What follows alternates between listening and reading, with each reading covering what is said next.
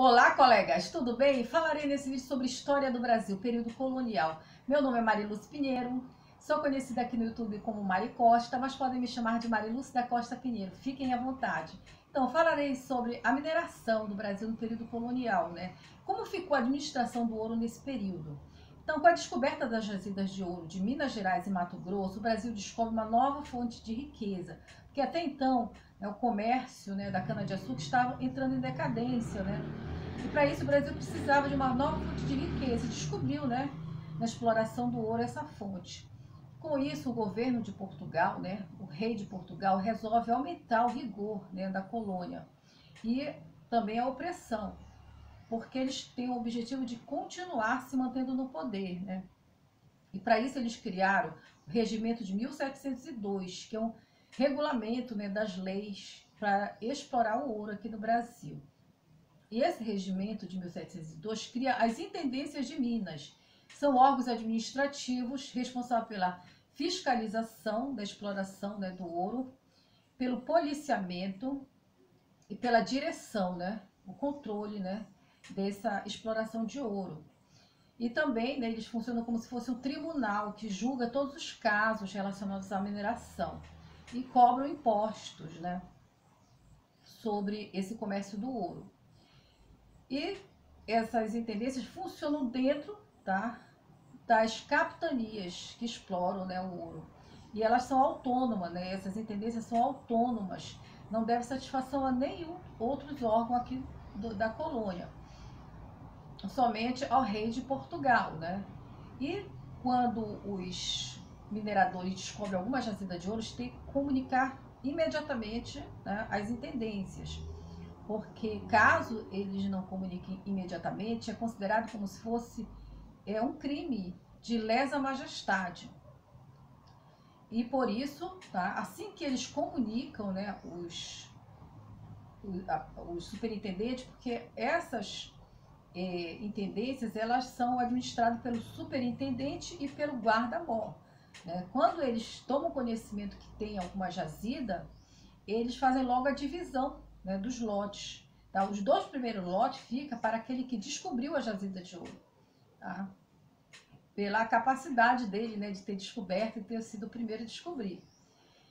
E a terceira jazida fica com o rei de Portugal, que logo em seguida trata de leiloar.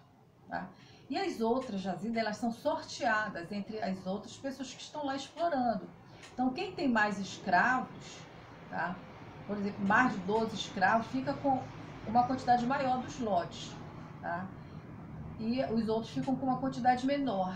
E só pode pegar um outro lote, um lote que ainda não está explorado, se eles terminarem de explorar os lotes já que eles receberam, E existe também as lavras e fasqueiras.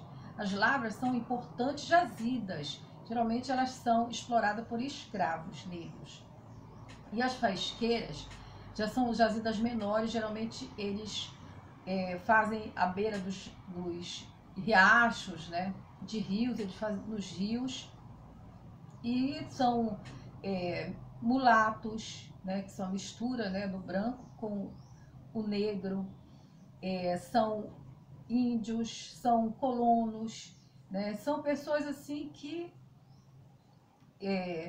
vivem de forma autônoma, são, vamos dizer assim, eles não dependem do governo, de Portugal para fazer essa exploração, no sentido financeiro, eles já têm, uma certa autonomia, uma certa liberdade.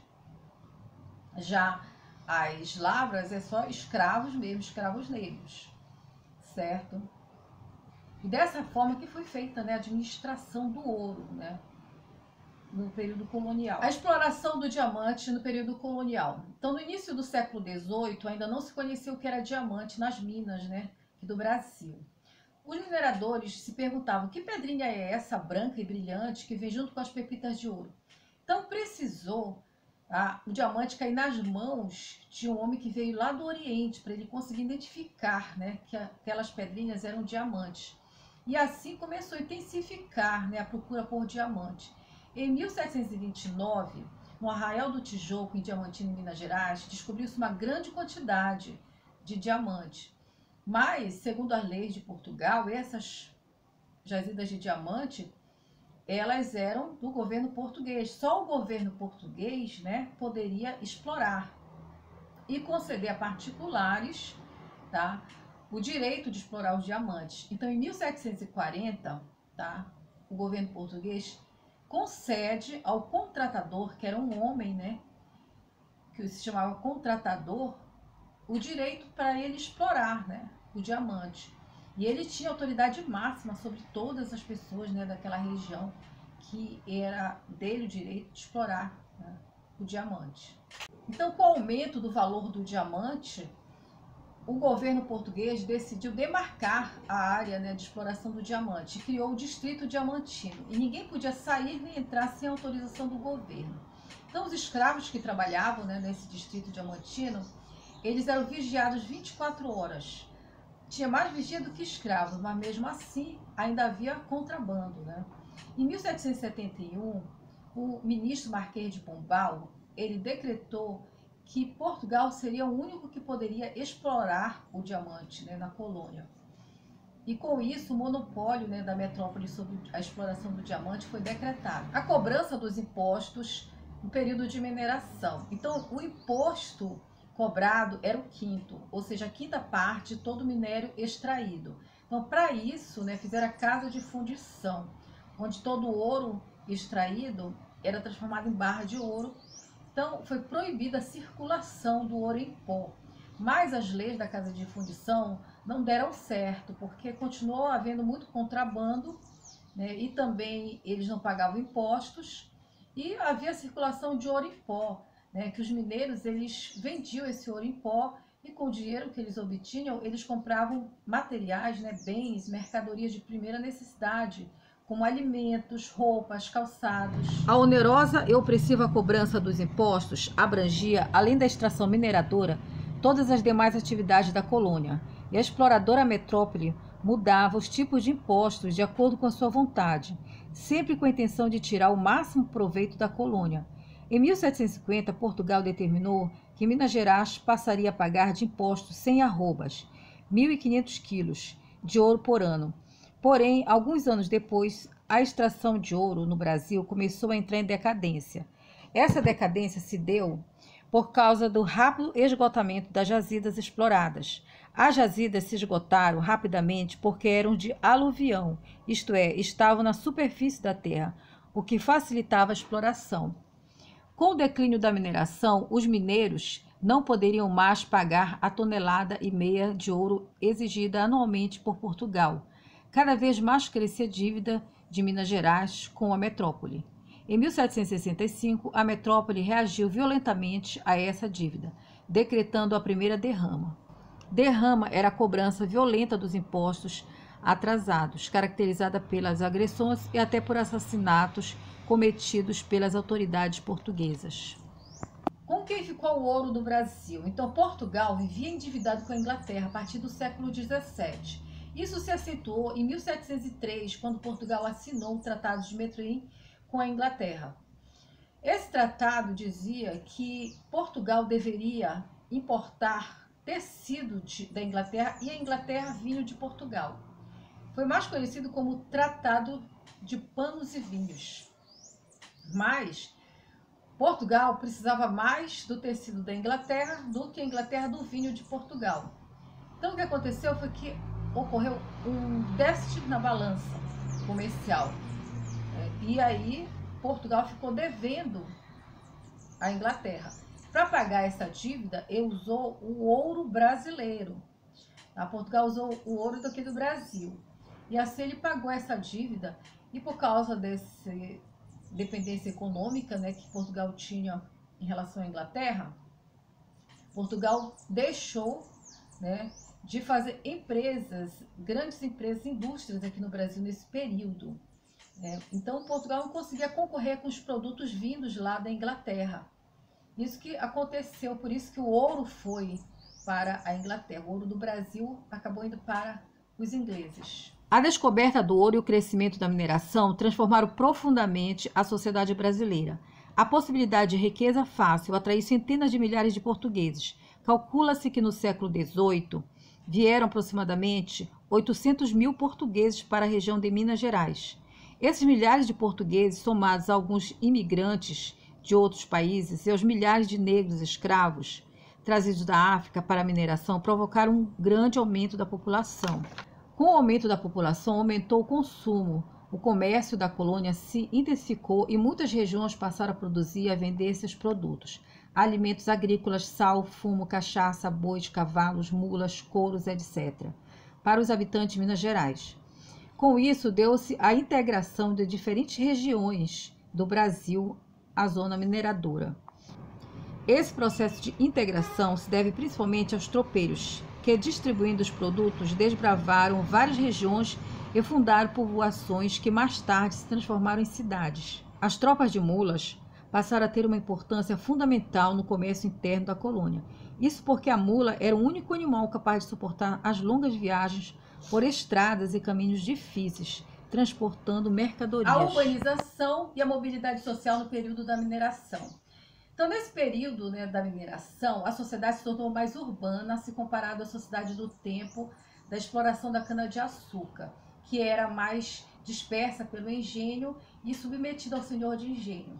Nesse período do ouro, a sociedade se tornou mais concentrada em torno de cidades, como, por exemplo, Sabará, Mariana, São João del Rei, Vila Rica. Com o crescimento da urbanização em Minas Gerais, proliferaram as profissões liberais e vários tipos de ofícios: sapateiros, alfaiates, ferreiros, pintores, músicos, joalheiros, barbeiros, farmacêuticos, mercadores, advogados, médicos, mestres escolas, padres, militares, funcionários públicos, tropeiros, etc. Nas cidades mineradoras não havia produção agrícola para exportação. As atividades econômicas básicas eram a extração do ouro e o comércio, que enriqueciam grande parte da população. Graças ao ouro, ao comércio e às outras atividades urbanas, surgiu a classe média brasileira, composta por uma população predominantemente masculina de profissionais liberais e oficiais de diferentes ramos. A classe média, na época da mineração, era a camada social situada entre a aristocracia e o escravo. O conceito atual da classe média se refere à camada social situada entre o capitalista e o operariado. Na sociedade urbana da mineração, o valor do homem era medido pelo dinheiro. Se ele tivesse dinheiro, teria importância social. Isso significa que com a mineração houve mobilidade social, isto é, a possibilidade de um indivíduo passar de uma classe social para outra. A mobilidade social, a urbanização e o crescimento da mão de obra livre não alteraram as relações entre o homem branco e o negro. Para os negros escravos, as condições de vida e de trabalho da mineração eram sucessivamente piores do que as condições dos canaviais nordestinos. O tempo médio de vida útil do negro escravo nas minas era de 5 anos. Isso acontecia porque na mineração os escravos eram obrigados a trabalhar em buracos onde era difícil respirar, dentro d'água ou ainda atolados na lama várias horas por dia. O fato de alguns negros terem podido comprar a sua alforria, liberdade, em geral com o dinheiro obtido no exercício do trabalho urbano, não anula a violência exercida contra eles. Devido à vida miserável a que estavam sujeitos, ao trabalho duro e à violência física que sofriam por parte dos senhores, os negros continuavam a lutar pela liberdade, dando origem a novos quilombos, como o de Carlota, em Mato Grosso, e o do Rio das Mortes, em Minas Gerais. O século de ouro foi um momento de florescimento intelectual na colônia. Naquela época, muitos membros da elite endinheirada de Minas Gerais, Bahia e Rio de Janeiro mandavam seus filhos estudarem na Europa, onde entravam em contato com as ideias intelectuais da época.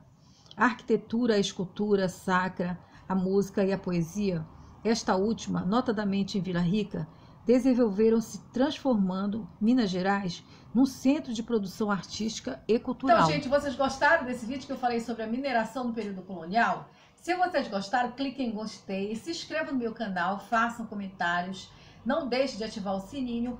Beijos para vocês e até a próxima!